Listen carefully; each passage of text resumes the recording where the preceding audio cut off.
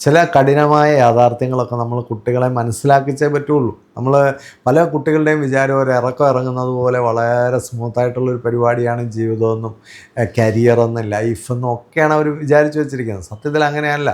Life എന്ന് പറയുന്ന ഒരുപാട് ഡിഫിക്കൽട്ടീസും ചലഞ്ചസും ഒക്കെ ഉണ്ട്. ആ ഡിഫിക്കൽട്ടീസും ചലഞ്ചസിലൂടെയൊക്കെ പോയി നമ്മൾ അച്ചീവ് ചെയ്യുമ്പോഴാണ് ആ അച്ചീവ്മെൻറ്റ് സ്വീറ്റ് ആകുന്നത്. അപ്പോൾ സ്വാഭാവികമായിട്ടും ഒരു ഒരു ഈസി ആയിട്ടുള്ള ഒരു സാധനമായിട്ട് ലൈഫിനെ കുട്ടികൾക്ക് പരിചയപ്പെടുത്തി കൊടുക്കരുത്. വളരെ വളരെ ഓഡായിട്ടുള്ള ചലഞ്ചിങ് ആയിട്ടുള്ള ഡിഫിക്കൽട്ടായിട്ടുള്ള ഒത്തിരി കാര്യങ്ങൾ ലൈഫിലുണ്ടെന്നും അതും കൂടെ ചേർന്ന് നമ്മൾ എക്യുപ്പ് ചെയ്ത് മുമ്പോട്ട് പോകുമ്പോഴാണ് ലൈഫിന് അതിൻ്റെ ഒരു ബ്യൂട്ടി മാക്സിമം എൻജോയ് ചെയ്യാൻ പറ്റുന്നതെന്നൊക്കെ കുട്ടികളെ മനസ്സിലാക്കി കൊടുക്കുക. അത്തരം ചില കാര്യങ്ങളെക്കുറിച്ചാണ് ഈ വീഡിയോ സംസാരിക്കുന്നത്.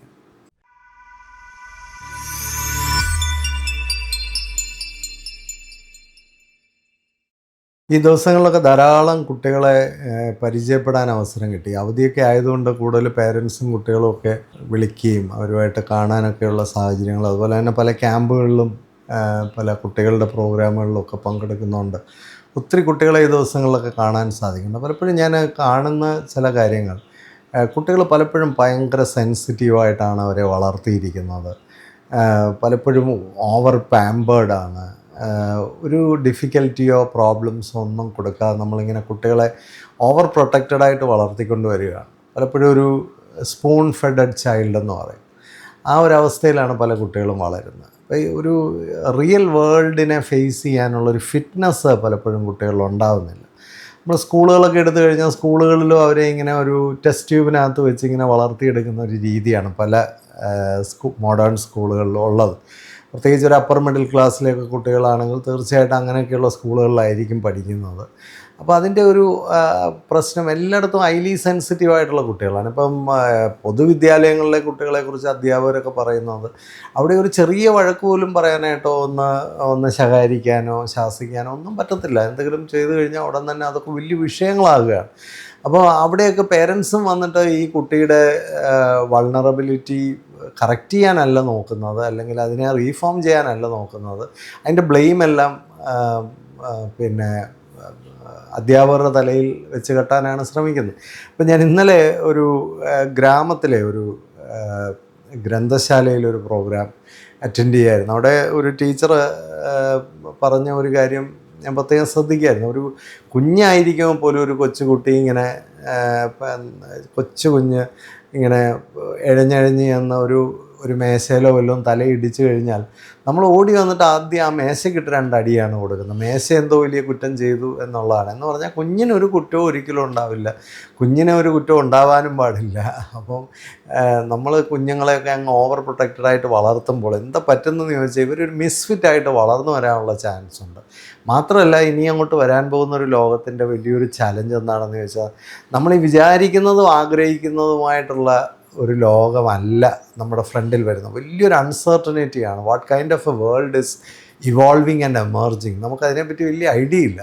അതുകൊണ്ട് തന്നെ നമ്മൾ വളരെ സ്ട്രോങ് ആണെങ്കിൽ മാത്രമേ അന്നത്തെ സാഹചര്യത്തിനനുസരിച്ച് നമുക്ക് നമ്മളെ റീഫോം ചെയ്ത് കൊണ്ടുവരാനായിട്ട് പറ്റുള്ളൂ. അവിടെ ഒരു റീഡിഫൈനിങ് ഒക്കെ റീട്രീറ്റിംഗ് ഒക്കെ വളരെ ആവശ്യം വരുന്ന ഒരു കാലഘട്ടത്തിലേക്കാണ് നമ്മൾ കുഞ്ഞുങ്ങളെ വളർത്തുന്നതും കൂടെ മനസ്സിലാക്കുമ്പോഴാണ് ഇതിൻ്റെ ചലഞ്ച് ഏറ്റവും കൂടുതൽ അപ്പോൾ നമ്മൾ തിരിച്ചറിയേണ്ടത്. എന്തായാലും ചില ഹാർഡായിട്ടുള്ള ചില ലെസൺസൊക്കെ നമ്മൾ കുട്ടികളെ പഠിപ്പിച്ചേ പറ്റുള്ളൂ.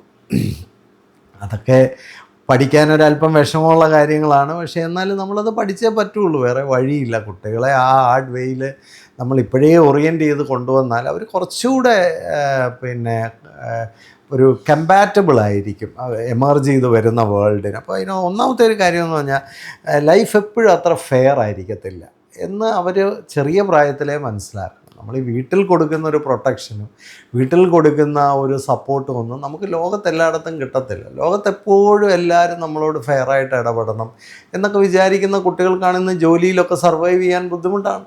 കാരണം അവർ വിചാരിക്കുന്ന വീട്ടിലുള്ളവരെ പോലെയാണ് അവിടെ ഉള്ളവരും പെരുമാറുന്നത്. അല്ലെ കോളേജിലൊക്കെ ചെന്ന് കഴിഞ്ഞാൽ അഡ്ജസ്റ്റ് ചെയ്യാൻ വയ്യ. കഴിഞ്ഞ ദിവസം ഒരു പയ്യനെ കണ്ടു, അവന് കോളേജിൽ പോകാനായിട്ടൊക്കെ തയ്യാറെടുക്കുകയാണ്. പക്ഷെ പുള്ളി ചോദിക്കുന്ന ചോദ്യങ്ങളൊക്കെ കോളേജിൽ അത് കാണുമോ, ഇത് കാണുമോ, ഇങ്ങനെ കാണുമോ, അങ്ങനെ കാണുമോ എന്ന് പറഞ്ഞാൽ പുള്ളി ഇപ്പോഴേ പേടിക്കാൻ തുടങ്ങിക്കഴിഞ്ഞു. അങ്ങനെയല്ല, ഒരു അൺഫെയർ വേൾഡ് പ്രതീക്ഷിക്കാം.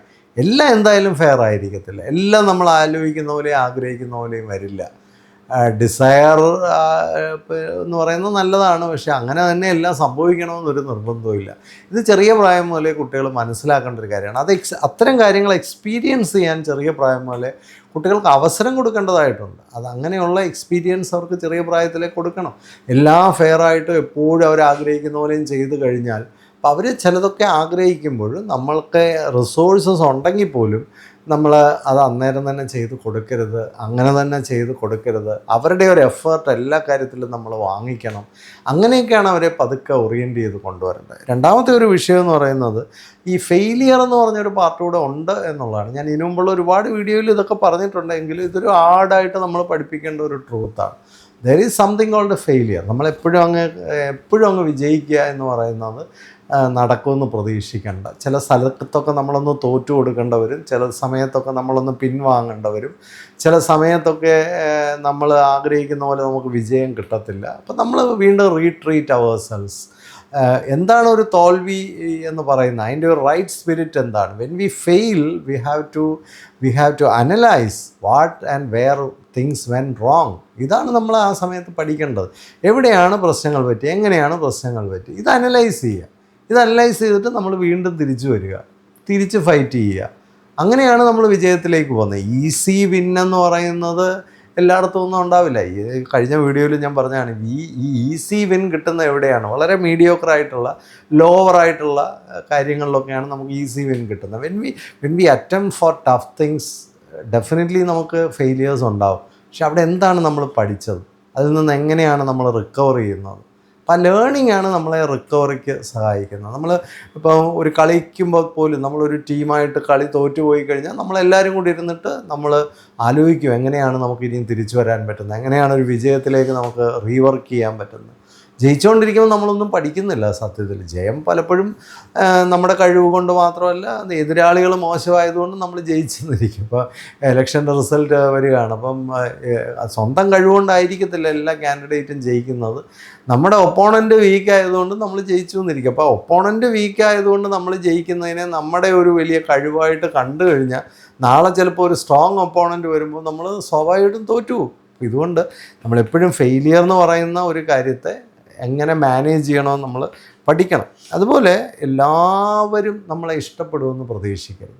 അതൊരു ഒരിക്കലും നമുക്ക് ആഗ്രഹിക്കാൻ പറ്റാത്ത ഒരു കാര്യമാണ്. ഇന്ന് പല കുട്ടികളുടെ ഇടയിലൊക്കെ ഉള്ളൊരു പ്രശ്നമാണ്. നമുക്ക് ആരെങ്കിലും ഒരു ഇഷ്ടമാണെന്ന് പറയുന്നു, അവർ നമ്മളെ അങ്ങ് ഇഷ്ടമാണെന്ന് തിരിച്ച് പറഞ്ഞില്ലെങ്കിൽ അവർക്ക് ഭയങ്കര പ്രശ്നമാണ്. അങ്ങനെയുള്ളവരെയൊക്കെ ആക്രമിക്കാൻ നടക്കുക, അങ്ങനെയുള്ളവരെ തേജോവധം ചെയ്യുക. കഴിഞ്ഞ വർഷം ഒരു സ്കൂളിൽ പിന്നെ എനിക്ക് താല്പര്യമില്ല എന്ന് പറഞ്ഞ ഒരു പെൺകുട്ടിയെ ഇൻസ്റ്റാഗ്രാമിലൊക്കെ മോശമാക്കാൻ ശ്രമിക്കുകയും അത് പിന്നെ പോലീസ് കേസാവുകയും വലിയ കുഴപ്പത്തിലേക്കാണ് ആ കുട്ടിയും ആ ഫാമിലിയും ചെന്ന് കയറിയത്. എന്താണ് പ്രശ്നമെന്ന് ചോദിച്ചാൽ ആ കുട്ടിക്ക് അങ്ങനെ നോ എന്ന് പറയുന്നൊരു ആൻസർ പ്രതീക്ഷിക്കുന്നില്ല. അത് ആ ഓപ്ഷനിലില്ല. അവിടെയാണ് കുഴപ്പം. അപ്പം അങ്ങനെയല്ല, നോയുണ്ട്. ഇപ്പോൾ ഒരു പെൺകുട്ടി വളരെ അസർട്ടീവാണ്, അവൾ നോ പറയും. അവൾക്ക് ഇഷ്ടമില്ലാത്ത കാര്യങ്ങളോട് അവൾ നോ പറയും. ഒരു ആൺകുട്ടി അസർട്ടീവ് ആണെങ്കിൽ അവൻ നോ പറയും. അപ്പം no is also an answer. നോയൊരു ഉത്തരമാണ്, നോയൊരു കംപ്ലീറ്റ് സെൻറ്റൻസാണ്, ഒരു കംപ്ലീറ്റ് ആൻസറാണ്. നോയുണ്ടാവും. എല്ലാവരും നമ്മളെ ഇഷ്ടപ്പെടണമെന്നും എല്ലാവരും നമുക്ക് കൈയടിക്കണമെന്നും എല്ലാവരും നമ്മളെ പ്രോത്സാഹിപ്പിക്കണമെന്നും എല്ലാവരും നമ്മളെ റെക്കഗ്നൈസ് ചെയ്യണമെന്നും എല്ലാവരും നമ്മളെ എൻകറേജ് ചെയ്യണമെന്നും ഒന്നും പ്രതീക്ഷിക്കരുത്. അങ്ങനത്തെ പ്രതീക്ഷകളൊന്നും വേണ്ട. ചിലർക്ക് ചില അസൂയയാണ്, നമ്മളെ എൻകറേജ് ചെയ്യത്തില്ല. ചിലർക്ക് നമ്മളെ ഇഷ്ടമല്ല, എൻകറേജ് ചെയ്യത്തില്ല, റെക്കഗ്നൈസ് ചെയ്യത്തില്ല. ചിലർ എമ്പതിയൊക്കെ ഉണ്ടെങ്കിലേ നമ്മളെ റെക്കഗ്നൈസ് ചെയ്യാനൊക്കെ അവർക്കും പറ്റുള്ളൂ. അപ്പോൾ എല്ലാവരിലും വലിയ പെർഫെക്റ്റ് പേഴ്സണാലിറ്റി ഒന്നും ഉണ്ടാവണമെന്നില്ല.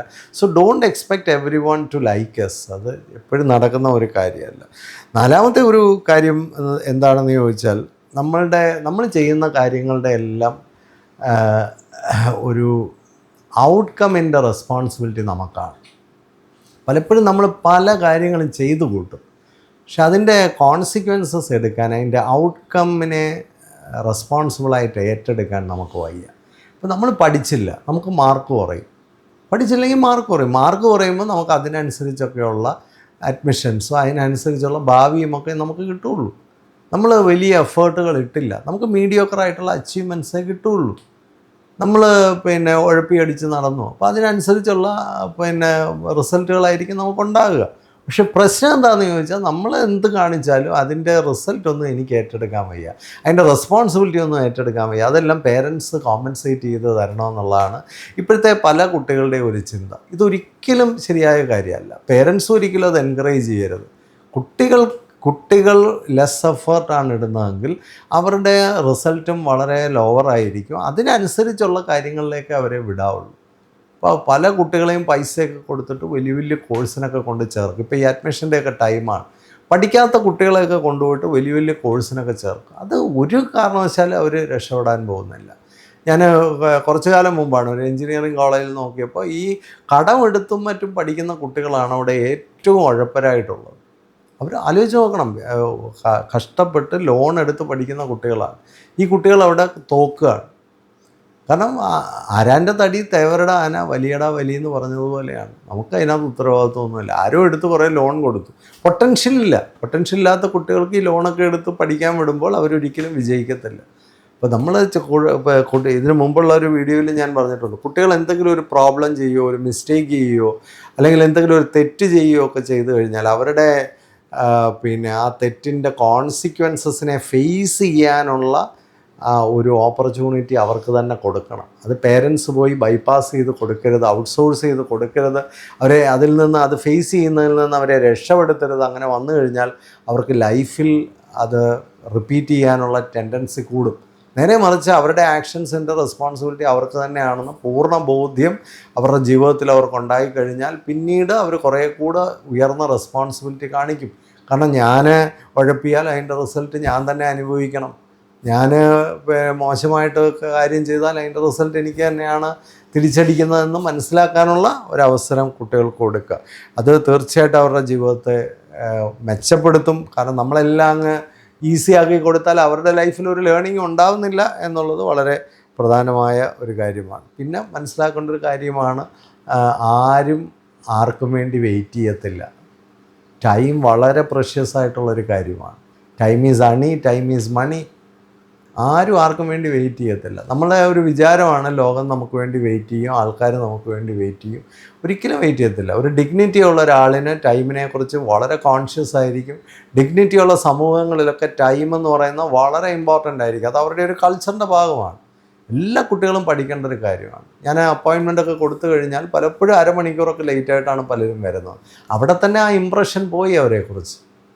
നമ്മൾ കൃത്യമായി സമയം പാലിക്കാൻ പഠിക്കണം. ഒരു 10 മിനിറ്റ്സ് മുമ്പെങ്കിലും നമ്മൾ ആ സ്ഥലത്ത് എത്തിയിരിക്കണം. അപ്പോൾ നമുക്ക് ആഡിക്വേറ്റ് ആയിട്ട് റിലാക്സ്ഡ് ആയിട്ട് നമുക്ക് മീറ്റ് ചെയ്യേണ്ടവരെ മീറ്റ് ചെയ്യാം. ഇന്നിപ്പോൾ സെയിൽസിലും മാർക്കറ്റിങ്ങിലും ഒക്കെ കസ്റ്റമർ കെയറിലും ഒക്കെ ധാരാളം പേരാണ് ജോലി ചെയ്യുന്നത്. നമുക്ക് ക്ലയൻസിനെയൊക്കെ പോയി മീറ്റ് ചെയ്യേണ്ടതായിട്ട് വരും. അവിടെ അവരെ അപ്പോയിൻമെൻറ്റ് ഓണർ ചെയ്യേണ്ടതായിട്ട് വരും. ഇവിടെയൊക്കെ നമ്മൾ ഉണ്ടാക്കുന്നൊരു ബാഡ് ഇമ്പ്രഷനാണ് if you don't take care of പ്രോംനെസ്.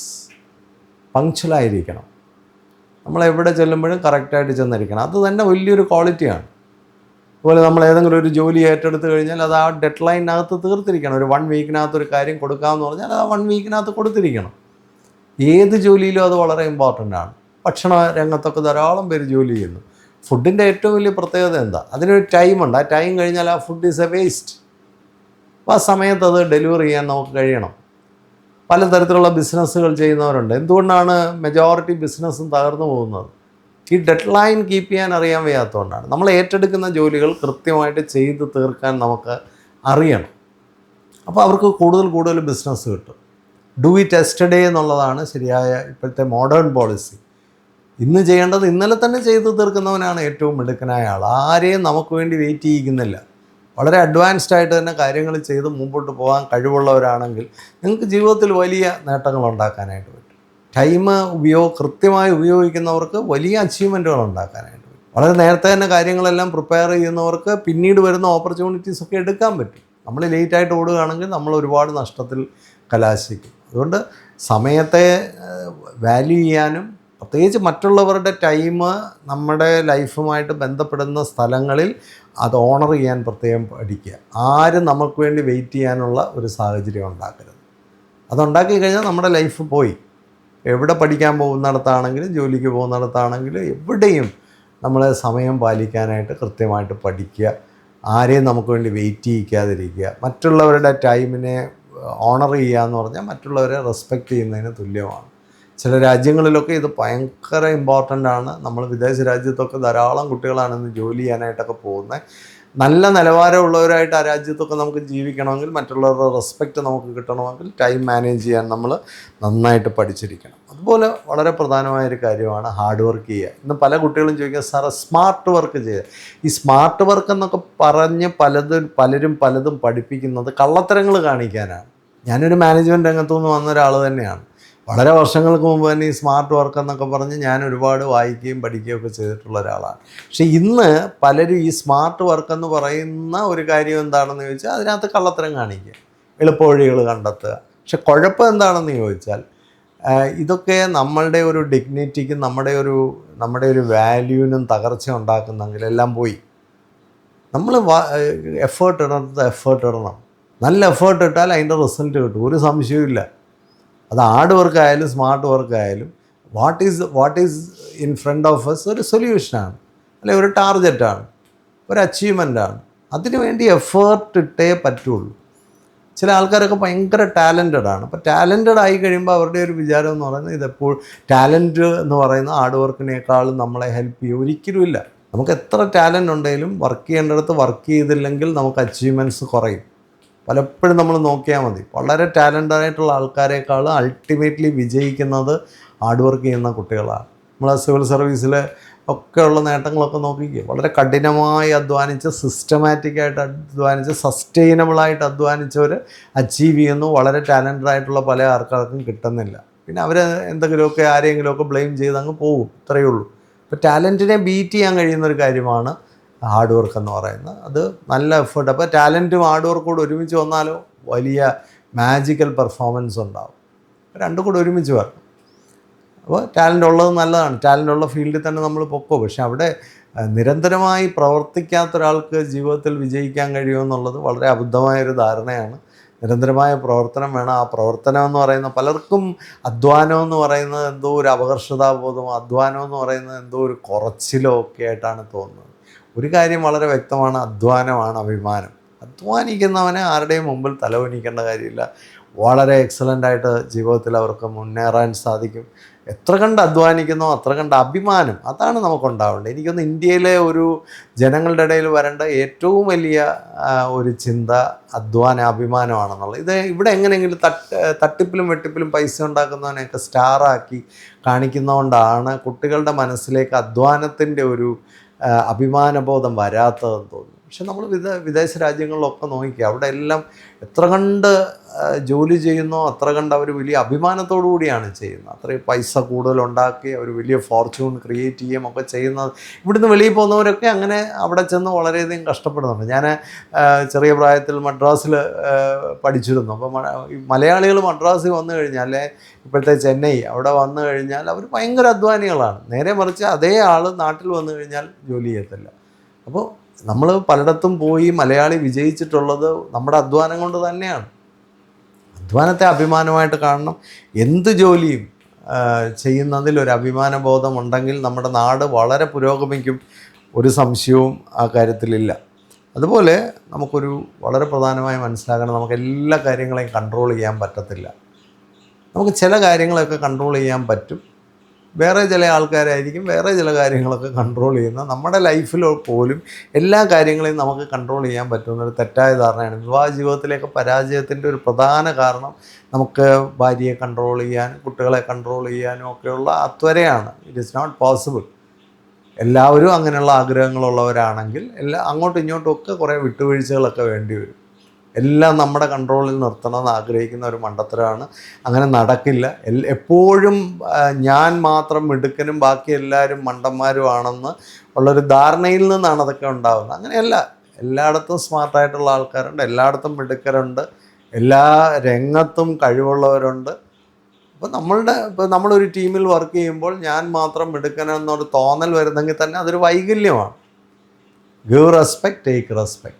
എല്ലാ കാര്യങ്ങളും നമ്മുടെ കൺട്രോളിൽ തന്നെ വരണമെന്ന് ആഗ്രഹിക്കുകയും ചെയ്യരുത്. അതൊക്കെ ഒരു വൈകല്യം നിറഞ്ഞ ഒരു അവസ്ഥയാണ്. അപ്പോൾ അങ്ങനെയുള്ള ആൾക്കാരൊക്കെ ലൈഫിൽ ഭയങ്കര പരാജയമായിരിക്കും. അവരോടൊന്നും ആരും കൂടില്ല. അപ്പോൾ എല്ലാം നമ്മൾ കൺട്രോൾ ചെയ്യാനായിട്ടിരിക്കരുത്. നമുക്ക് കൺട്രോൾ ചെയ്യേണ്ട കാര്യങ്ങൾ നമുക്ക് കൺട്രോൾ ചെയ്യാം. ചിലതൊക്കെ നമുക്കത് വിട്ടുകൊടുക്കേണ്ട വരും, അത് അന്തസ്സായിട്ട് വിട്ടുകൊടുക്കുക. വിട്ടുകൊടുക്കാനുള്ളൊരു മനസ്സൊക്കെ ഒരു ഒരു ഗ്രേറ്റ്നെസ്സാണ്. ചിലതൊക്കെ ഒന്ന് മാറി നിന്ന് കൊടുക്കുക, ചിലതൊക്കെ ഇടപെടാതിരിക്കുക. All these things are very important. അപ്പോൾ എല്ലാം കയറി ഞാനങ്ങ് കൺട്രോൾ ചെയ്ത് കളയുക എന്നുള്ളത് വളരെ തെറ്റായ ഒരു കാര്യമാണ്. അതെല്ലാം പലർക്ക് അങ്ങനെയുള്ള ആൾക്കാർക്ക് നല്ല ഫ്രണ്ട്ഷിപ്പ് കാണത്തില്ല, നല്ല റിലേഷൻഷിപ്പ് കാണത്തില്ല, അങ്ങനെയൊക്കെയുള്ള ഒത്തിരി പ്രശ്നങ്ങളുണ്ട്. അതുപോലെ എപ്പോഴും മനസ്സിലാക്കേണ്ട ഒരു കാര്യമാണ്, നമ്മൾ എന്തെല്ലാം പ്രിപ്പറേഷൻ എടുത്താലും നമ്മൾ പ്രതീക്ഷിക്കാത്ത പല ചലഞ്ചുകളും ആഡ്വേഴ്സിറ്റീസും ഡിഫിക്കൽറ്റീസും ഒക്കെ നമ്മുടെ ലൈഫിൽ വരും. അതിനെ പോസിറ്റീവായിട്ട് എടുക്കാൻ പഠിക്കണം. പല ആൾക്കാർക്കും നമ്മൾ പ്ലാൻ ചെയ്ത പോലെ കാര്യങ്ങൾ പോയില്ല എന്ന് പറയുമ്പോഴത്തേക്ക് അവരൊക്കെ തകർന്നു പോവുകയാണ്. ഇവിടെയാണ് നമ്മളുടെ ഒരു emotional side of our personality എത്ര സ്ട്രോങ് ആണെന്ന് ടെസ്റ്റ് ചെയ്യപ്പെടുന്നു. നമുക്ക് ഡിഫിക്കൽറ്റീസ് വരും, നമ്മൾ പ്രതീക്ഷിക്കാത്ത ചലഞ്ചസ് വരും. നമുക്ക് നമ്മുടെ പല ക്യാരക്ടറും നമ്മുടെ പല ട്രെയ്റ്റ്സും റിസോഴ്സസും ഒക്കെ ചലഞ്ച് ചെയ്യപ്പെടും, ടെസ്റ്റ് ചെയ്യപ്പെടും. അത്തരം സാഹചര്യങ്ങളിലൊക്കെ സമചിത്തതയോടെ കാമായിട്ട് അതിനെ നേരിടാൻ നമുക്ക് കഴിയണം. അവിടെയാണ് നമ്മളുടെ ഒരു റിയൽ ക്യാരക്ടർ ടെസ്റ്റ് ചെയ്യപ്പെടുന്നത്. ഇത് സ്വാഭാവികമാണ്. ഇനിയുള്ള ലോകത്ത് നമുക്ക് ഒരിക്കലും നമ്മൾ പ്രതീക്ഷിക്കുന്ന പോലെ എല്ലാ ഔട്ട്കമും സംഭവിക്കുമെന്ന് ചിന്തിക്കാനേ പറ്റില്ല. ഫോർ എക്സാമ്പിൾ, നമ്മൾ പഠിക്കുന്ന ഒരു ഫീൽഡിൽ തന്നെ നമുക്ക് ജോലി കിട്ടണമെന്ന് നിർബന്ധമൊന്നുമില്ല. എനിക്കറിയാവുന്ന ഒരുപാട് ആൾക്കാരുണ്ട്, അവർ പഠിച്ച മേഖലയിലെ എല്ലാ അവസാനം അവർ ജോലിയിലെത്തിയിരിക്കുന്നത്. അവർ പഠിച്ചതൊന്നാണ്, അവർ ജോലിയിലെത്തിയത് വേറൊരു മേഖലയിലാണ്. കാരണം പഠിച്ചങ്ങോട്ട് ചെന്നപ്പോഴാണ് ആ ഫീൽഡിലൊന്നും ഓപ്പർച്യൂണിറ്റീസ് ചിലപ്പോൾ കാണില്ല. അപ്പോൾ നമ്മൾ എങ്ങനെ റീവർക്ക് ചെയ്യണം, എങ്ങനെ ഒന്ന് റീഡിഫൈൻ ചെയ്യണം, പുതിയ രീതിയിൽ എങ്ങനെ നമ്മളെ ഒന്ന് റീഓർഗനൈസ് ചെയ്ത് കൊണ്ടുവരണം. ഇത് സമാധാനമായിട്ട് നമ്മൾ ചെയ്തേ പറ്റുള്ളൂ. വിദേശ രാജ്യത്തൊക്കെ പോകുന്ന പല കുട്ടികൾക്കുള്ളൊരു കുഴപ്പം, അവർ പലതും ഇവിടുന്ന് പല കോഴ്സൊക്കെ എടുത്ത് അവിടെ പഠിക്കാൻ ചെല്ലുന്നത്. അവിടെ ചെന്ന് പഠിച്ചിറങ്ങി കഴിയുമ്പോൾ ആ കോഴ്സ് അവിടെ യാതൊരു ഡിമാൻഡും ഇല്ല, അല്ലെങ്കിൽ ആ പഠിച്ച യൂണിവേഴ്സിറ്റിയൊന്നും അവിടെയൊന്നും അംഗീകരിച്ച യൂണിവേഴ്സിറ്റികളിൽ അവർ അക്ഷരാർത്ഥത്തിൽ അവർ വലിയ അഡ്വേഴ്സിറ്റിയിലേക്കാണ് പോയി വീഴുന്നത്. പക്ഷേ ആ ഫിറ്റായിട്ടുള്ള ആൾക്കാർ അതിനെയൊക്കെ സർവൈവ് ചെയ്യുന്നുണ്ട്. അവരെങ്ങനെയെങ്കിലും ക്രിയേറ്റീവ്, അവിടെയാണ് നമ്മുടെ ക്രിറ്റിക്കൽ തിങ്കിങ് ഉപയോഗിക്കേണ്ടത്, നമ്മുടെ ഒരു കൺസ്ട്രക്റ്റീവ് തിങ്കിങ് ഉപയോഗിക്കേണ്ടത്, നമ്മുടെ ഒരു ക്രിയേറ്റീവ് തിങ്കിങ് ഉപയോഗിക്കേണ്ടത്. എങ്ങനെ ഇതിനെ ബൈപ്പാസ് ചെയ്ത് നമുക്ക് മുമ്പോട്ട് പോകാം, എങ്ങനെ ഇതിനെ കുറച്ചുകൂടെ ക്രിയാത്മകമായി കൈകാര്യം ചെയ്യാം. പ്രശ്നങ്ങളും പ്രതിസന്ധികളൊക്കെ ജീവിതത്തിൽ വരും. അത്തരം സന്ദർഭങ്ങളിൽ നിന്ന് വളരെ ഇൻ്റലിജൻ്റായിട്ട് അങ്ങനെ പുറത്തു വരാം. അത് വളരെ ഇമ്പോർട്ടൻ്റ് ആയിട്ടുള്ളൊരു കാര്യമാണ്. അങ്ങനെയൊക്കെ ചെയ്താണ് പലരും ജീവിതത്തിൽ വലിയ നേട്ടങ്ങൾ കൈവരിക്കുന്നത്. അതിൻ്റെ ഒരു ഗുണം എന്താണെന്ന് വെച്ചാൽ, അത്തരം ഡിഫിക്കൽറ്റീസും ചാലഞ്ചസും ഒക്കെ പോസിറ്റീവായിട്ട് എടുക്കുമ്പോൾ വി ആർ അപ്സ്കില്ലിങ് അവർ സെൽസ്. നമുക്ക് കൂടുതൽ സ്കില്ലുകൾ ഉണ്ടാവുകയാണ്, നമ്മൾ കൂടുതൽ ടഫൻഡ് ആകുകയാണ്, കൂടുതൽ ഓർഗനൈസ്ഡ് പേഴ്സണാലിറ്റി ആയി മാറുകയാണ്. നേരെ മറിച്ച് അത് ഇട്ടിട്ട് പോയാലെല്ലാം പോയി. നമുക്ക് രണ്ട് ഓപ്ഷൻസ് എല്ലായിടത്തും ഉണ്ട്. ഒന്നുകിൽ ഫൈറ്റ് ചെയ്യാം, അല്ലെങ്കിൽ നമുക്ക് ഓടാം. ഓടുന്നവൻ ഓടിക്കൊണ്ടേയിരിക്കും, ഫൈറ്റ് ചെയ്യുന്നവനാണ് ജീവിതത്തിൽ വളരുന്നത്. അപ്പോൾ നമുക്ക് നമ്മുടെ ലൈഫിൽ എപ്പോഴും ചലഞ്ചസ് ഉണ്ട്, ഡിഫിക്കൽറ്റീസ് ഉണ്ടെന്ന് എപ്പോഴും പ്രതീക്ഷിച്ചോണം. ഏത് സാഹചര്യത്തിലും അത് വരും. അത് തൊഴിലിൽ മാത്രമല്ല, ചിലപ്പോൾ നമുക്ക് ശാരീരികമായ ചലഞ്ചസ് ഉണ്ടാവും, ആരോഗ്യപരമായ പ്രശ്നങ്ങളുണ്ടാവും, ചിലപ്പോൾ നമുക്ക് സാമ്പത്തികമായ ചലഞ്ചസ് വരാം, ചിലപ്പോൾ നമ്മുടെ റിലേഷൻഷിപ്പിൽ ഫാമിലി ലൈഫിലൊക്കെ നമ്മൾ പ്രതീക്ഷിക്കാത്ത പല ചലഞ്ചസ് വരാം. ഏത് സമയത്ത് ഏത് ചലഞ്ച് വരുമ്പോഴും ഇത് അങ്ങനെയും കൂടെ ഒരു പ്രൊവിഷൻ എപ്പോഴും നമ്മുടെ ലൈഫിൽ ഇട്ട് വേണം മുമ്പോട്ട് പോകാൻ. നമുക്കറിയില്ല, നമ്മൾ ഇന്ന് ആരോഗ്യത്തോടെ നിൽക്കും, നാളെ ചിലപ്പോൾ നമുക്ക് ആരോഗ്യം കിട്ടണമെന്നില്ല, നമ്മുടെ മനസ്സ് പോകുന്നുണ്ടെങ്കിലും നമ്മുടെ ശരീരം അങ്ങോട്ട് പോകണമെന്നില്ല. അങ്ങനെയൊക്കെയുള്ള പ്രശ്നങ്ങളൊക്കെ നമ്മുടെ ലൈഫിൽ വരും. പ്രതീക്ഷിക്കണം, അങ്ങനെയും കൂടെ ഒരു പ്രൊവിഷൻ ഇട്ടുകൊണ്ട് വേണം നമ്മൾ ലൈഫിൽ നമ്മളെ ഓർഗനൈസ് ചെയ്യാൻ. അത് ചെറിയ പ്രായം മുതലേ കുട്ടികൾ പഠിക്കേണ്ട ഒരു കാര്യമാണ്. അല്ല നമ്മൾ ഈ പറയുന്ന പോലെ നീ ഡോക്ടറായി കഴിഞ്ഞാൽ പിന്നെ എല്ലാം അങ്ങ് സ്മൂത്താവും, ഒരിക്കലും ഇല്ല. ഒരു ഡോക്ടറായ ഒരാൾ എന്നോട് പറഞ്ഞത്, സാറേ ഞാൻ അങ്ങനെയൊക്കെ വിചാരിച്ചാണ് വന്നത് എൻ്റെ ലൈഫിൽ, പക്ഷേ എനിക്കുണ്ടായ ആ കുഞ്ഞിന് ഡിഫോമിറ്റി ഉണ്ട്. അവിടെ വലിയൊരു ചലഞ്ച് വന്നു. ഡോക്ടർ ആയതുകൊണ്ട് അതിനെ നമുക്ക് ഇല്ലാതാക്കാൻ പറ്റില്ല, അല്ലെ അതിനെ ബൈപ്പാസ് ചെയ്യാൻ പറ്റില്ല. You have to face it. ലൈഫിൽ പലതരത്തിൽ പല സാഹചര്യങ്ങളൊക്കെ ഉണ്ടാവും, അതിനെ നമുക്ക് ഫേസ് ചെയ്തേ പറ്റുള്ളൂ. ഇത് ചെറിയ പ്രായം മുതലേ ആ തരത്തിൽ കുറച്ചുകൂടെ ബാലൻസ്ഡ് ആയിട്ട് നമ്മുടെ തിങ്കിങ് പ്രോസസ്സൊക്കെ വരണം. And very important thing is, നമുക്കെല്ലാവരെയും സന്തോഷിപ്പിക്കാൻ പറ്റത്തില്ല, എല്ലാവരെയും പ്ലീസ് ചെയ്യാൻ പറ്റത്തില്ല. അത് വളരെ അപകടകരമായൊരു കാര്യമാണ്. നമ്മളെല്ലാവരെയും സന്തോഷിപ്പിക്കാൻ ശ്രമിച്ചാൽ അവസാനം നമുക്കൊരു സന്തോഷവും കാണത്തില്ല. എല്ലാവരെയും സന്തോഷിപ്പിക്കുക, എല്ലാവരുടെയും കൈയടി വാങ്ങിക്കുക നടക്കുന്ന കാര്യമല്ല. അതിൻ്റെ ആവശ്യവുമില്ല. എന്താവശ്യമാണ്? എല്ലാവരുടെയും പിന്നെ നമുക്ക് വാലിഡേഷൻ വാങ്ങിക്കേണ്ട ആവശ്യമില്ലല്ലോ. എല്ലാവരെയും ഹാപ്പി ആക്കുക, പ്ലീസ് ചെയ്യുക. That's not our job. അപ്പോൾ അതിനുവേണ്ടി നമ്മൾ ശ്രമിക്കാതിരിക്കുക. അതിന് ശ്രമിച്ചാൽ നമ്മൾ സ്ട്രെസ്ഡ് ആവും. അതിന് ശ്രമിച്ചാൽ നമുക്ക് കൂടുതൽ ആങ്സൈറ്റിയും പ്രശ്നങ്ങളും ഒക്കെ ഉണ്ടാവും. പെർഫെക്ഷനിസം എന്ന് പറഞ്ഞ സാധനമുണ്ട്. പലപ്പോഴും ഇത്തരം ആൾക്കാരുടെ ഒരു മെയിൻ ആട്രിബ്യൂട്ടാണ് പെർഫെക്ഷനിസം. എല്ലാം പെർഫെക്റ്റായിട്ട് ചെയ്ത് മറ്റുള്ളവരുടെയൊക്കെ കൈയടി വാങ്ങിക്കാനായിട്ട് ശ്രമിക്കും. ആർക്ക് പോയി? ഈ പെർഫെക്റ്റ് ചെയ്യുന്ന ആൾ തന്നെ രോഗിയായി മാറും. കാരണം നമ്മളിങ്ങനെ ഓവർ ഡൂയിങ് ചെയ്ത് കൂടുതൽ സ്ട്രെസ് ചെയ്ത് കൂടുതൽ എഫേർട്ട് ഇട്ട് അനാവശ്യമാണ്. അത് പ്രായോഗികമായി അത്തരം കാര്യങ്ങളൊക്കെ ചെയ്യേണ്ട കാര്യങ്ങളേ ഉള്ളൂ. B practical instead of perfectionism. പ്രായോഗികമായി ചെയ്യുക. നമ്മളൊരു ഭക്ഷണം ഉണ്ടാക്കുന്നത് അത് പ്രായോഗികമായി അങ്ങ് ചെയ്താൽ ആ ഭക്ഷണത്തിൻ്റെ ഏറ്റവും ടോപ്പ് ഇതിനു വേണ്ടി പരിശ്രമിച്ച് അവസാനം അങ്ങനെ എന്നും ചെയ്യുകയാണെങ്കിൽ എന്ത് സംഭവിക്കും? നമ്മളൊരു രോഗിയായിട്ട് മാറും. ഇത് എൻജോയ് ചെയ്യുന്നവർ അന്നേരം അവർ രോഗിയായി കഴിയുമ്പോൾ നമ്മളെ ഹെൽപ്പ് ചെയ്യാനൊന്നും വരില്ല. നിന്നോട് ആരെങ്കിലും പറഞ്ഞു ഇങ്ങനെ നടന്ന് കഷ്ടപ്പെടാൻ കുറച്ചുകൂടെ പ്രായോഗികമായി ചെയ്താൽ പോരായിരുന്നോ എന്ന് അവർ തിരിച്ചു ചോദിക്കും. ഇപ്പോൾ പെർഫെക്ഷനിസം ചില സ്ഥലങ്ങളിലൊക്കെ വെറും ഒരു വേസ്റ്റാണ്. വേണം, ചില സ്ഥലങ്ങളിൽ പെർഫെക്ഷനിസത്തിന് വളരെ ഇമ്പോർട്ടൻസ് ഉള്ള ചില സ്ഥലങ്ങളുണ്ട്, ചില സന്ദർഭങ്ങളുണ്ട്. പക്ഷെ എല്ലാ ദിവസവും ഒരു പെർഫെക്ഷന് വേണ്ടി നമ്മൾ ശ്രമിക്കുകയാണെങ്കിൽ നമ്മൾ രോഗിയായിക്കൊണ്ടേയിരിക്കും. അതൊരു രോഗാവസ്ഥ തന്നെയാണ്. പിന്നെ പലപ്പോഴും നമ്മൾ മനസ്സിലാക്കേണ്ട ഒരു കാര്യം, ഈ പെർഫെക്ഷനിസ്റ്റിൻ്റെ ചുറ്റും നിൽക്കുന്ന ആൾക്കാരെല്ലാം അവസാനം രോഗികളാകും. അമിതമായി മസിൽ പിടിച്ച് അമിതമായി ടെൻഷൻ എടുത്ത് സ്ട്രെയിൻ എടുത്തൊക്കെ കാര്യങ്ങൾ ചെയ്യുമ്പോൾ അവർക്ക് ചുറ്റും നിൽക്കുന്ന മനുഷ്യരെല്ലാം അതിൽ സ്ട്രഗിൾ ചെയ്യേണ്ടതായിട്ട് വരും. വലിയ അപകടമാണ്. ചിലർ ഒരുങ്ങാൻ ഒരുപാട് സമയമാണ്. അതുകൊണ്ട് എന്ത് സംഭവിക്കും? ഇറങ്ങാൻ ലേറ്റാകും. അപ്പോൾ എന്ത് സംഭവിക്കും? റോഡിൽ അപകടം ഉണ്ടാകാനുള്ള സാധ്യതകളുണ്ട്. ഇങ്ങനെയാണ് ഓരോ കുഴപ്പങ്ങൾ. വേറൊന്നിനെ ഡിഫക്റ്റഡാക്കി പൊയ്ക്കൊണ്ടിരിക്കും. ചിലർക്ക് പഠിച്ചാലും പിന്നെ മതിയാവത്തില്ല. അവർ ഉറങ്ങാതെ ഇരുന്ന് പഠിക്കും. അവസാനം എന്ത് സംഭവിക്കും? പരീക്ഷയ്ക്ക് ചെല്ലുമ്പോഴത്തേക്ക് തലകറക്കവും ബോധക്ഷയവും ഒക്കെ ഉണ്ടാവുക. നമ്മൾ ഉറങ്ങേണ്ട ഒരു ടൈമാവും. മതി, ഇത്രയും പഠിച്ചത് മതി, ക്വൈറ്റ് ഇനഫ്. 11 മണിയായി, ഇനി കിടന്നുറങ്ങാം, 4-5 മണിക്കൂർ ഉറങ്ങാം. പറ്റുമെങ്കിൽ രാവിലെ എഴുന്നേറ്റ് 1 മണിക്കൂറൂടെ വായിക്കാം. ഇതാണ് ഒരു ഹെൽത്തി ആയിട്ടുള്ള രീതി. ചില പേരൻസൊക്കെ പറയാറുണ്ട്, മോൾ ഉറങ്ങാറേ ഇല്ല രാത്രി മുഴുവൻ. അത് ഒരു വൈകല്യമാണ്, ആത്മവിശ്വാസം ഇല്ലാത്തതിൻ്റെ പ്രശ്നമാണ്. ആത്മവിശ്വാസം ഇല്ലാത്തവരെല്ലാവരെയും പ്ലീസ് ചെയ്യാൻ ശ്രമിക്കും. ആത്മവിശ്വാസം ഇല്ലാത്തവരെല്ലാവരെയും സന്തോഷിപ്പിക്കാൻ ശ്രമിക്കും. ഒരാവശ്യമില്ലാത്ത കാര്യമാണ്. നിങ്ങൾക്ക് ആത്മവിശ്വാസം ഉണ്ടെങ്കിൽ സന്തോഷിക്കുന്നവർ സന്തോഷിച്ചാൽ മതി, പ്ലീസ്ഡ് ആകുന്നവരായാൽ മതി.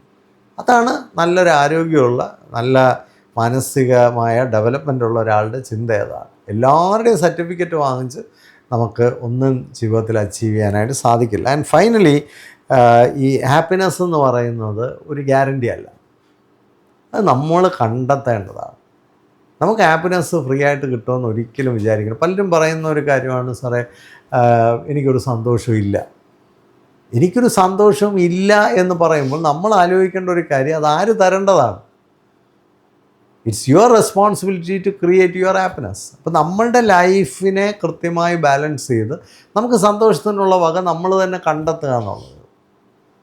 അതിന് വേറെ ഒരു വഴിയില്ല. നമ്മുടെ സന്തോഷത്തെ ഹനിക്കുന്ന കാര്യങ്ങൾ എന്തൊക്കെയാണ്? ഞാനൊരാളെ നോക്കിയപ്പോൾ പുള്ളി അങ്ങ് ജോലിയാണ്, ബാങ്ക് ജോലി ചെയ്യുന്ന ഒരാളാണ്. പുള്ളി അങ്ങ് ജോലിയാണ്. പുള്ളി ബാങ്കിൽ നിന്ന് ജോലിയെല്ലാം കഴിഞ്ഞ് വീട്ടിൽ വരുന്നു. വീട്ടിൽ വന്നു കഴിഞ്ഞിട്ട് വീട്ടിലും ജോലിയാണ്. അപ്പോൾ വീട്ടിലും അങ്ങ് ജോലിയാണ്. ഞാൻ അവരോട് ചോദിച്ചു, നിങ്ങൾക്ക് എത്ര രൂപ ശമ്പളമുണ്ട്? അവർക്ക് 1.5 ലക്ഷം രൂപ ശമ്പളമാണ്. ഞാൻ വീട്ടിൽ നിങ്ങൾക്ക് ഹെൽപ്പിനായിട്ട് ആരെങ്കിലും ഒരാളെ വെച്ചുകൂടി? അപ്പോൾ വീട്ടിൽ ആളെ വയ്ക്കുന്നില്ല, കാരണം ഒരാൾക്ക് വേണ്ടി വീട്ടിലൊരാളെ വെക്കണം. ഓക്കെ, ഇങ്ങനെ ഹോംലി ഫുഡൊക്കെ ഉണ്ടാക്കി തരുന്ന ധാരാളം ഏജൻസികളുണ്ട്. നിങ്ങൾ പറഞ്ഞു കഴിഞ്ഞാൽ നിങ്ങൾക്ക് വേണ്ട ടൈമിൽ ആ ഫുഡ് അവിടെ കൊണ്ട് തരും. അവസാനം അവർ അങ്ങനെ ഒരാളെ കണ്ടുപിടിച്ചു. അവർക്ക് ആവശ്യത്തിനുള്ള രാവിലെ അവർക്ക് ബ്രേക്ക്ഫാസ്റ്റും ലഞ്ച് ബോക്സും കൊണ്ട് കൊടുക്കും. വൈകുന്നേരം അവർ വന്നു കഴിയുമ്പോൾ അവർക്ക് ഫുഡ് കൊണ്ട് കൊടുക്കും. അപ്പോൾ എന്ത് സംഭവിക്കുന്നു? അത്രയും ടൈം അവർ ഫ്രീ ആയി. അവർ രാവിലെ ആ സമയത്ത് യോഗ ചെയ്യാൻ തുടങ്ങി. വൈകിട്ട് അവർ വന്നിട്ട് അവർക്ക് ഇഷ്ടമുള്ള സിനിമയൊക്കെ കാണാൻ തുടങ്ങി. അവർക്ക് കുറച്ചുകൂടെ എൻജോയ്മെൻറ്റ് വന്നു. അവർ കുറേ കാലം കഴിഞ്ഞിട്ട് എന്നെ വിളിച്ചിട്ട് പറഞ്ഞു, സുനിൽ സാറേ, ഒരു ചെറിയ ഡിഫറൻസ് ലൈഫിൽ വരുത്തിയപ്പോൾ തന്നെ അതിൻ്റെ ഔട്ട്കം വളരെ പോസിറ്റീവാണ്. ശരിയാണ്, ജീവിതം ഒരു കലയാണ്.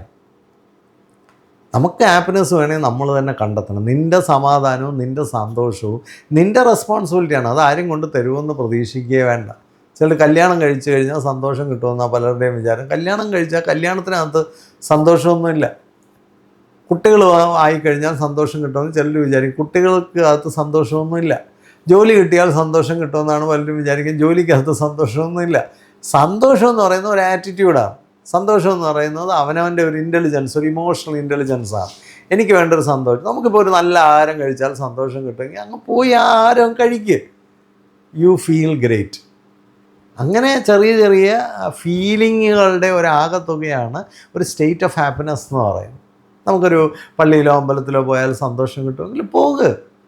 നിങ്ങൾക്കൊരു ട്രാവൽ ചെയ്താൽ സന്തോഷം കിട്ടും. Once in a while you travel. നമ്മൾ നമ്മുടെ ജീവിതത്തെ കുറച്ചുകൂടെ ഒന്ന് ക്രമീകരിച്ചും കുറച്ചുകൂടെ ഒരു ബാലൻസിലേക്ക് കൊണ്ടുവന്നൊക്കെയാണ് സന്തോഷം കണ്ടത്. ഈ സന്തോഷം കിട്ടണമെങ്കിൽ നമ്മുടെ ലൈഫിനൊരു ബാലൻസ് വേണം. ഇന്ന് പലർക്കും നല്ല ഫ്രണ്ട്സ് ഇല്ല. ആരുടെ കുറ്റം? If you wanted to get good friends you must be friendly and you should give time for it. ഇല്ലേ? അപ്പോൾ ഫ്രണ്ട്സ് ഉണ്ടാവണം. ഫ്രണ്ട്സ് ഉണ്ടാവണേ അതിന് വേണ്ടി കുറച്ച് ടൈമും കുറച്ച് കാര്യങ്ങളൊക്കെ ഇൻവെസ്റ്റ് ചെയ്യണം. എല്ലാവരെയും വിളിച്ച് അവർക്കൊരു ആഹാരമൊക്കെ കൊടുക്കണം. അങ്ങനെയൊക്കെയില്ലേ ഫ്രണ്ട്സ് ഉണ്ടാവുന്നത്. പലർക്കും ഫ്രണ്ട്സ് ഇല്ല. കാരണം എന്താ? നമ്മൾ ആർക്കും വേണ്ടി ടൈം സ്പെൻഡ് ചെയ്യത്തില്ല. ലൈഫിൻ്റെ ഒരു ആസ്പെക്റ്റും ആർക്കും വേണ്ടി സാക്രിഫൈസ് ചെയ്തില്ല. തന്നെ ഒരു മനുഷ്യൻ്റെ ഒരു ആവശ്യത്തിലോ പ്രയാസത്തിലോ അവരോടൊപ്പം പോയി നിൽക്കത്തില്ല. അപ്പോൾ സ്വാഭാവികമായിട്ടും തിരിച്ച് നമ്മുടെ ലൈഫിൽ നോക്കുമ്പോൾ ആരും കാണത്തില്ല. അപ്പം നിങ്ങൾക്ക് ഫെലോഷിപ്പ് ഇല്ല. ആൾക്കാർ നിങ്ങൾക്ക് ചുറ്റും ഒരു കമ്മ്യൂണിറ്റി ഇല്ല, ഫെലോഷിപ്പ് ഇല്ല. നമ്മളുണ്ടാക്കണം. നമ്മൾ തന്നെ ഇനിഷ്യേറ്റീവ് എടുത്ത് കുറച്ച് പേരെയൊക്കെ കൂട്ടിക്കൊണ്ടുവന്ന്, അല്ലെങ്കിൽ എല്ലാവരെയും കൂടെ ഒരു നമുക്കിഷ്ടമുള്ള കുറേ ആൾക്കാരെല്ലാം വീട്ടിലോട്ടൊന്ന് ഇൻവൈറ്റ് ചെയ്യുന്നു. ഈ പൈസ ഉണ്ടാക്കുക, കുറേ ആഹാരം കഴിക്കുക എന്നുള്ളതിനപ്പുറത്തേക്ക് there are so many things in life.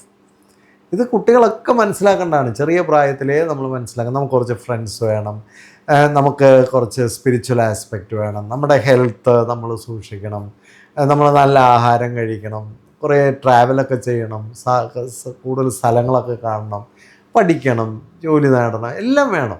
ഇതെല്ലാം കൂടെ ഉള്ളതിനെയാണ് ലൈഫെന്ന് പറയുന്നത്.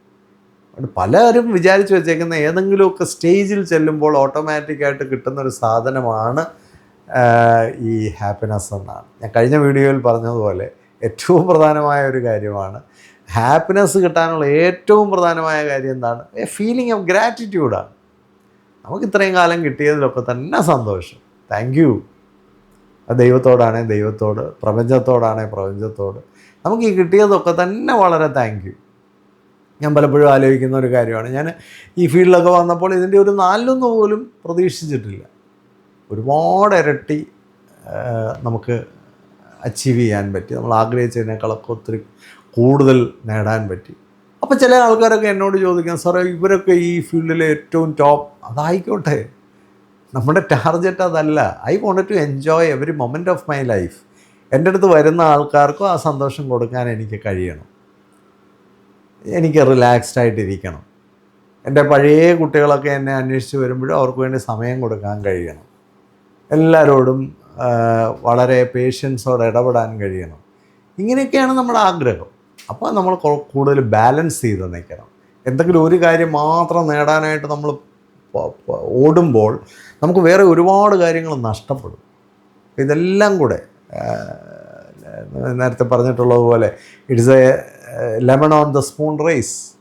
അവസാനം ഓടി ചെല്ലുമ്പോൾ നമ്മൾ ഓടി ചെല്ലുകയും വേണം, വായിൽ സ്പൂണും വേണം, സ്പൂണിൽ നാരങ്ങയും വേണം. എല്ലാമായിട്ട് എത്തുമ്പോൾ മാത്രമാണ് അതിനൊരു കംപ്ലീറ്റ്നെസ് ഉള്ളത്, ഒരു മീനിങ് ഫുൾനെസ് ഉള്ളത്. അതുകൊണ്ട് ഏതെങ്കിലും ഒരു സ്റ്റേജിൽ ചെല്ലുമ്പോൾ നമുക്ക് കിട്ടുന്ന ഒരു സാധനത്തിൻ്റെ പേരല്ല happiness. Happiness is something you have to wilfully, intentionally, mindfully create. വേറെ വഴിയൊന്നുമല്ല. നമുക്കൊരു മൈൻഡ്ഫുള്ളി നമ്മളതിനെ ക്രിയേറ്റ് ചെയ്യണം. നമ്മൾ ഇൻറ്റൻഷനലായിരിക്കണം. എനിക്ക് സന്തോഷം ഉണ്ടാക്കണം. സന്തോഷം കുറേയൊക്കെ നമ്മൾ വിചാരിച്ചാൽ പ്രൊഡ്യൂസ് ചെയ്യാൻ കഴിയുന്നൊരു സാധനമാണ്. ഇനി അറിയത്തില്ലെങ്കിൽ അത് നമുക്ക് പേഴ്സണൽ ഹെൽപ്പൊക്കെ എടുക്കാം. പ്രത്യേകിച്ച് കൗൺസിലേഴ്സിനും സൈക്കോളജിസ്റ്റുകൾക്കൊക്കെ നമ്മളുടെ ആ ഒരു ഹാപ്പിനെസ് പൊട്ടൻഷ്യലിനെ കാണിച്ചു തരാൻ കഴിയും. നമ്മളെ കുറച്ചുകൂടെ ആ കാര്യത്തിലൊക്കെ ഹെൽപ്പ് ചെയ്യാൻ കഴിയും. ഒരു പ്രൊഫഷണൽ ഹെൽപ്പൊക്കെ എടുക്കുന്നത് എപ്പോഴും നല്ലതാണ്. ഇത് നല്ലതെന്ന് തോന്നുന്നെങ്കിൽ എല്ലാവർക്കും ഒന്ന് ഷെയർ ചെയ്ത് കൊടുക്കുക. ഒരുപാട് പേര് ഈ കാലഘട്ടത്തിൽ ഈ വീഡിയോസിനോടൊക്കെ കമൻറ്റ് ചെയ്യുകയും ചർച്ച ചെയ്യുകയും ഒക്കെ ചെയ്യുന്നുണ്ട്. നല്ലൊരു കമ്മ്യൂണിറ്റി ആയിട്ട് ഇത് ഡെവലപ്പ് ചെയ്ത് വരുന്നുണ്ട്. കുറേ കൂടെ ആൾക്കാരിലേക്ക് ഇത് എത്തിക്കാൻ നിങ്ങളുടെ ഹെൽപ്പ് എനിക്ക് ആവശ്യമാണ്. പ്രത്യേകിച്ച് ഇത് ടീച്ചേഴ്സ് ട്രെയിനിങ്ങിൻ്റെ ഒക്കെ ടൈമാണ്. അതുകൊണ്ട് അതുമായിട്ട് ബന്ധപ്പെട്ടിട്ടുള്ള വീഡിയോസൊക്കെ ഫോളോ ചെയ്യും.